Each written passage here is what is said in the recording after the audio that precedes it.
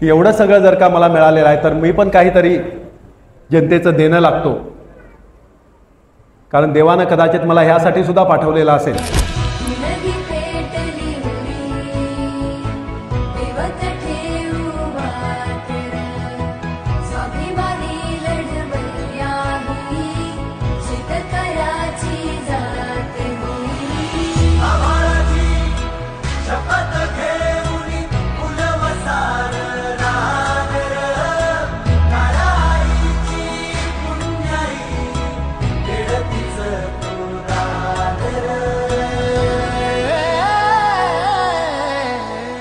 अंधार भेद उजेड पाड पहाट नवी